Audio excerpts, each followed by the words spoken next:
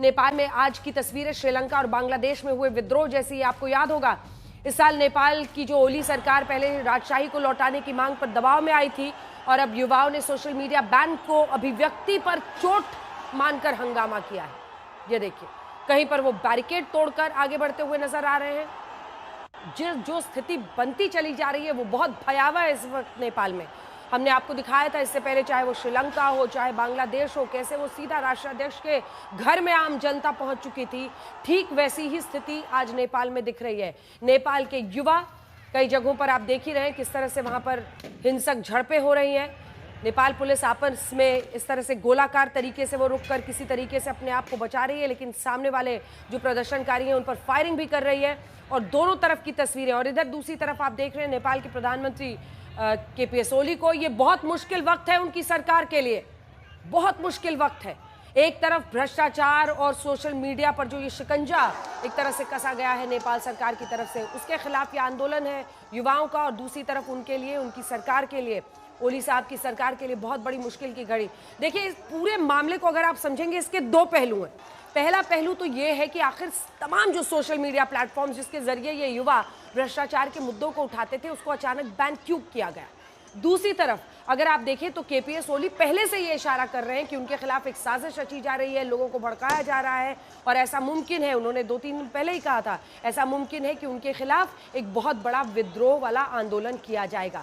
लेकिन तीसरी तरफ सरकार का ये भी पक्ष है, वो ये कह रहे हैं कि लगातार ये जो टेक जायंट्स है ना, जैसे इंस्टा है, आप जानते ही हैं, इंस्टा है, फेसबुक है जो मार्क ज़करबर्ग चलाते हैं, ट्विटर है, ये तमाम सोशल मीडिया प्लेटफॉर्म्स है, यूट्यूब है, उनका कहना था कि उनका कोई भी कंप्लायंस ऑफिसर देश में नहीं है। मतलब उनकी कुछ भी सरकार की शिकायतें होती हैं कि इसके खिलाफ देखिए यहाँ पर कुछ भड़काऊ किसी ने पोस्ट किया है, कुछ ऐसी चीज़ है, तो किससे वो कांटेक्ट करें। वो चाहते थे कि उनके देश में भी एक दफ्तर इनका खुले और एक कंप्लायंस ऑफिसर हो कि सरकार उनको बोले कि भाई देखो ये आदमी गड़बड़ कर रहा है, इसका आप अकाउंट बंद करो। तो ऐसा कोई कंप्लायंस ऑफिसर उनको नहीं मिल रहा था। तो सरकार का ये दो पक्ष है, लेकिन युवाओं का ये पक्ष है कि लोकतंत्र की आवाज़ को कुचला जा रहा है और उनका ये कहना है कि जो अभिव्यक्ति की आज़ादी युवाओं को थ्रू सोशल मीडिया के जरिए वो भी बंद कर दी है सरकार ने। कुल 26 ऐसे ऐप हैं जिनको बंद कर दिया है नेपाल की सरकार ने।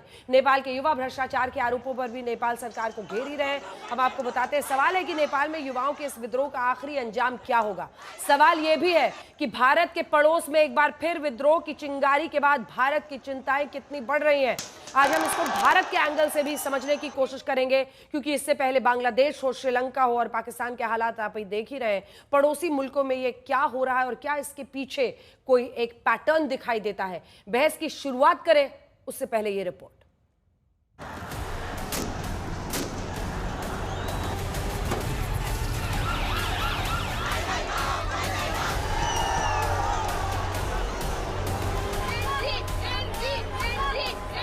ज़ेनजी नेपाल के संसद भवन परिसर तक पहुंचे प्रदर्शनकारियों ने सोशल मीडिया बैन के खिलाफ अपने आंदोलन को यही नाम दिया है।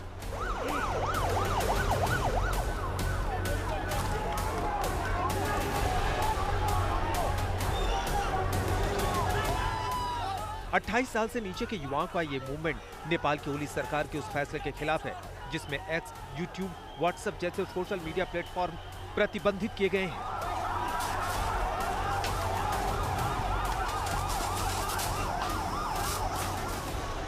नेपाल के राष्ट्रीय झंडे के साथ सड़कों पर उतरे इन प्रदर्शनकारियों का कहना है कि भ्रष्टाचार पर बैन लगाओ, न कि सोशल मीडिया पर। और इस बीच हालात इतने बिगड़े हैं कि काठमांडू पुलिस की फायरिंग से कई प्रदर्शनकारियों की मौतें रिपोर्ट हो रही हैं, सैकड़ों घायल हैं। सरकार के द्वारा सोशल मीडिया पर प्रतिबंध लगाने के बाद आज से यहाँ जेनजी रेवोल्यूशन शुरू हुआ है। यहाँ पे लाखों की तादाद में जो है युवा सड़कों पर उतर आए हैं। ये जो सरकार के खिलाफ में यहाँ नाराबाजी कर रहे हैं, उनकी मांग है कि सरकार अपनी नाकामियों को छिपाने के लिए जो है सोशल मीडिया पर बैन कर दी है। इसलिए आज से ये जेनजी रेवोल्यूशन या जेनजी प्रोटेस्ट शुरू किया गया है। इसमें न कोई राजनीतिक दल है, इसमें न कोई नेता है। सारे जो जेनजी जनरेशन है वो आज से सड़कों पर आई है और उनकी डिमांड है कि सरकार तत्काल सोशल मीडिया पर जो प्रतिबंध लगाया है उसको हटाए। ये प्रोटेस्ट करप्शन के लिए है हम सब लोग अब जागरूक हो चुके हैं कि अब नहीं सह पाएगा। अब जो होगा अब युवा पुस्ता करेगा। हम लोग को ये बूढ़ा लोग नहीं चाहिए। अब जो देश चलाएगा वो युवा लोग चलाएगा। काठमांडू और वीरगंज समेत नेपाल के अलग अलग शहरों में सोशल मीडिया बैन के खिलाफ भड़के इस शोले को नेपाल की नई क्रांति कहा जा रहा है। इन जेन ज़ी प्रदर्शनकारियों ने संगठित आंदोलन के जरिए सोशल मीडिया को ही अपना हथियार बनाया। नेपाल में जो सोशल मीडिया प्लेटफॉर्म बैन से बवाल मचा हुआ है, उनमें चीन का ऐप टिकटॉक भी शामिल है, जबकि सोशल मीडिया को रेगुलेट करने की नीति के तहत 26 प्लेटफॉर्म प्रतिबंधित हुए हैं। जेन ज़ी प्रदर्शनकारी वीपीएन के जरिए भी आपस में एक दूसरे को संदेश भेज पाने में कामयाब है। अचानक बेकाबू हुए हालात ने पूरे नेपाल का तनाव बढ़ा दिया है। काठमांडू समेत कुछ शहरों में कर्फ्यू लगाया गया है। हिंसा करने पर गोली मारने के आदेश दिए गए हैं। राष्ट्रपति और प्रधानमंत्री आवास की सुरक्षा की कमान नेपाल की सेना ने संभाली है। प्रधानमंत्री केपी शर्मा ओली ने अपने आवास पर राष्ट्रीय सुरक्षा परिषद की आपात बैठक बुलाई है।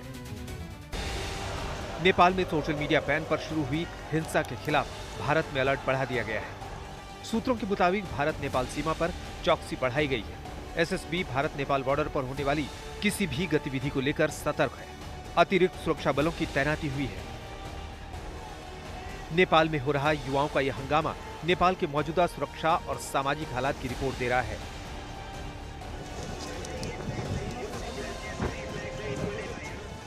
इसी साल पहले भी अचानक नेपाल में प्रदर्शन बेकाबू हुए। नेपाल के पूर्व राजा ज्ञानेन्द्र शाह के समर्थन में राजशाही लौटाने की मांग पर जोरदार प्रदर्शन हुए थे। आज तक